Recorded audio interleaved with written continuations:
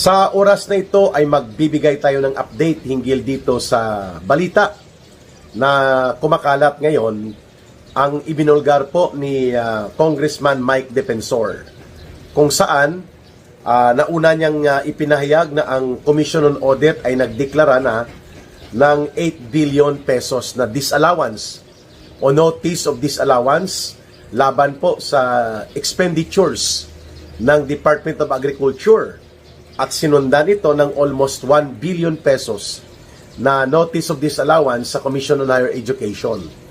Ay samantalang sa DSWD pala ay mahigit 10 billion pesos po ang notice of disallowance and notice of suspension mula sa Commission on Audit. Ibig sabihin po mga kababayan ay kapag nag-issue ang Commission on Audit ng notice of disallowance or notice of suspension, mayroon pong nakikita na mga probable cause or initial findings ng anomalya at pagkakaroon ng tinatawag na practices related to graft and corruption.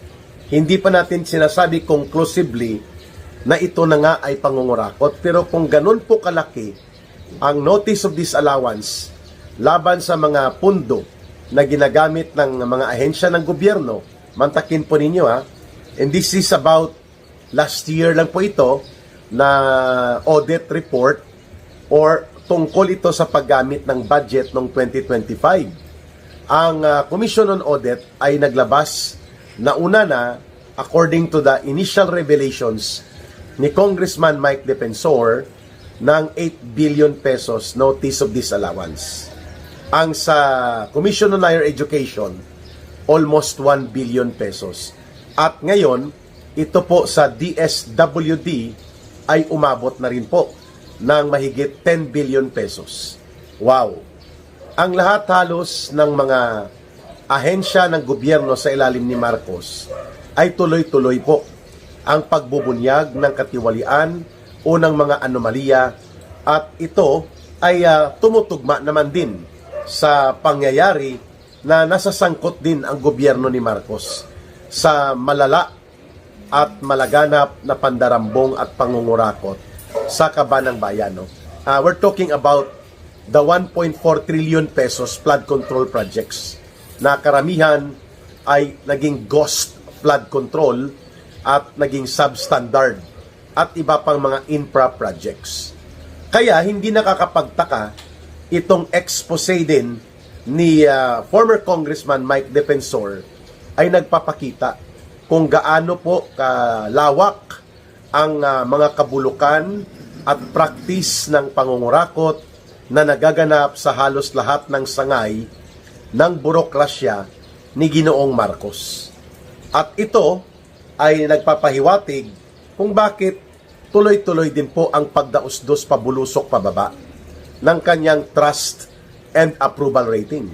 Sapagkat hindi po maitatanggi mga kababayan ang sistematiko at magkakadugtong na pattern ng pangungurakot ay talaga namang tumatambad at nabubulgar sa halos araw-araw na umiiral itong administrasyon nila Marcos at nila Romualdez. Ayan.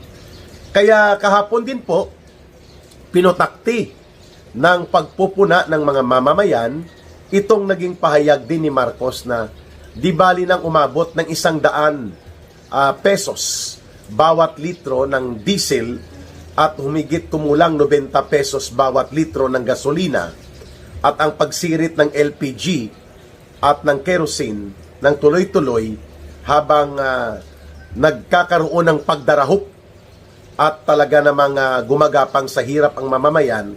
Ang sagot ni Marcos Jr. nang tinanong siya, normal lang yan dahil may tunggalian sa Middle East na nagaganap. Normal? Normal pa ba na halos gumapang na sa hirap at kagutuman ang mga mamamayang Pilipino? Walang regular na trabaho, walang regular na income, at halos hindi makaagapay ang kinikita ng mga manggagawa, at pati na rin po ang mga pobre na mga pamilyang mga mahihirap sa kanayunan. Ang sagot lang ng presidenteng ito, normal lang yan dahil may giyera, may tunggalian. Paano kung kukunin mo na or ihatiin mo na ang buwis na 15 pesos per liter para hindi sumirit ng todo ang produktong petrolyo? Paano kaya kung centralized importation and centralized din ang distribution sa mga oil products na ito, gobyerno po ang magtatakda ng landed cost price? Hindi po ginagawa ni Marcos dahil nag-aantay pa daw siya na makakuha siya ng emergency powers to be granted by Congress. Umabot na po ng 3 linggo ang armadong tunggalian sa pagitan ng bansang Iran laban sa Israel at laban sa Estados Unidos. And yet, ngayon pa lang po naisipan ni Marcos na magkaroon ng tinatawag na request for emergency powers.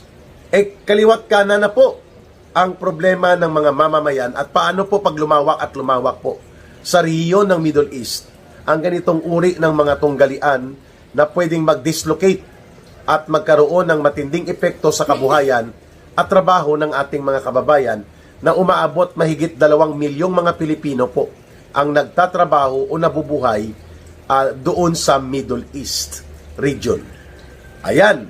So iyan po ang mga issue na nais nating bigyang punto. Halimbawa, instead na nagbigay ng ayuda itong DSWD na 30 billion pesos para sa mga local government units, sa mga alkalde sa paligid ng Metro Manila, bakit hindi na lang ito ginamit upang emergency support para po sa subsidy ng mga transport groups upang hindi magtaas ng kanilang pasahe, pero bibigyan po sila ng fuel subsidy ng gobyerno. Di po ba, malaking bagay itong 30 billion pesos na gagamitin na panunuhol ni Marcos sa mga local government units sa Metro Manila. Samantala pong pinigilan po ni Marcos Jr. kahapon ang pagtaas ng mga pasahe. Akala niya ay bidang-bida siya sa mga commuters.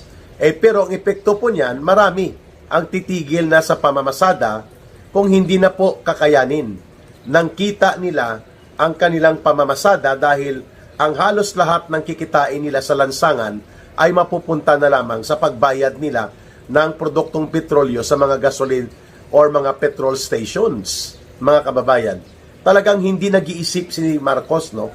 Normal lang po daw yan. Hindi po normal ito na ang mga mamamayang Pilipino, 3 milyon halos ang nawala ng trabaho in the first quarter of 2026.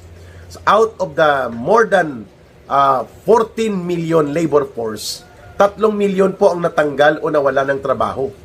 Halos sa loob lamang ng unang quarter nitong taong 2026. At ito nga, mga kababayan, binubulgar pa ng report ng Commission on Audit na napakalaki po ng mga pera na nagastos o nawaldas sa ahensya po ng Department of Agriculture, sa Commission on Higher Education, at ngayon na naman ay DSWD. Pare-pareho pong may mga notice of disallowances, may notice of suspension mula sa Commission on Audit. Ang sagot lang ni Marcos, normal lang po yan, mga kababayan.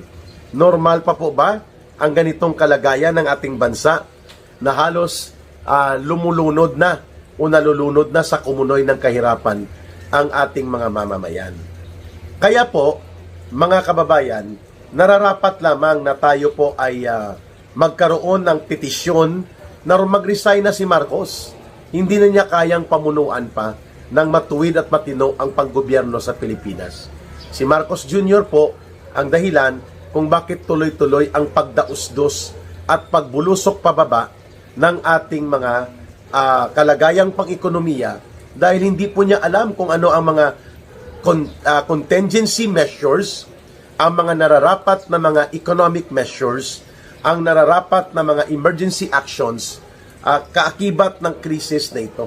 Mantakin mo, hindi naman siya kailangan pa doon sa Amerika, sa Estados Unidos, para kunwari magsasalita siya sa isang pagpupulong sa United Nations.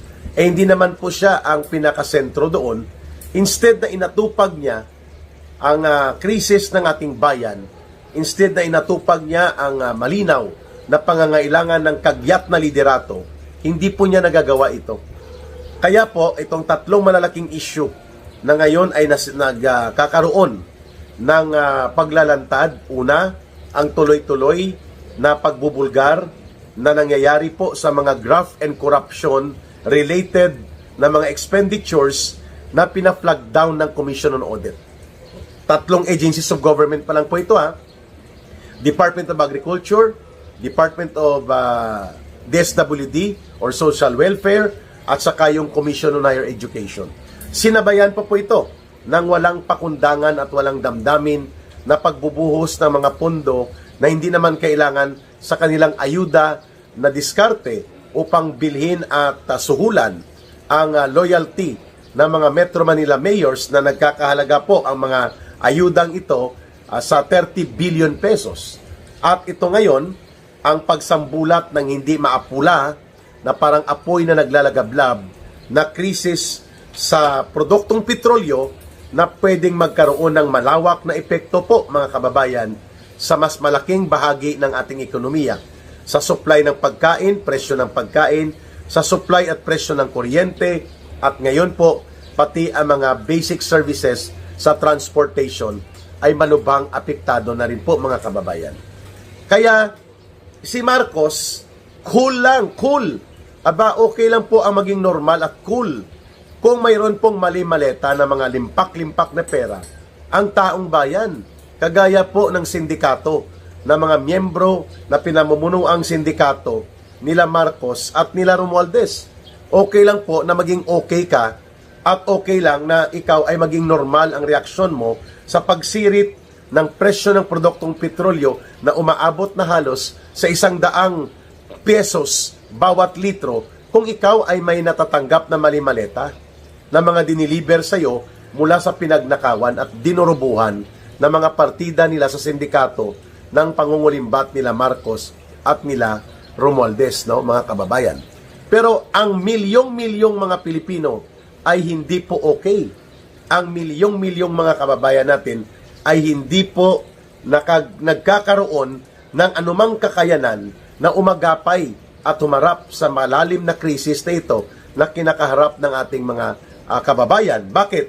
Sapagkat simula po nang umupo si Marcos bilang presidente, tuloy-tuloy po ang pagdausdos ng kalagayang pang-ekonomiya ng ating bansa. At walang ibang pwedeng sisihin dyan kundi ang kanyang administrasyon, sapagkat pinangunahan nila ang paglaganap ng mga pangungurakot at pandarambong that indeed, ito ngayon ay isang world record na ang kanyang ginawa at ng kanyang pinsan. The greatest robbery of the government by the government itself. Ang pinakamalaking pandarambong at pagnanakaw na ginawa ng gobyerno sa sariling gobyerno mismo ay nangyari sa ilalim po ni Ginoong Marcos.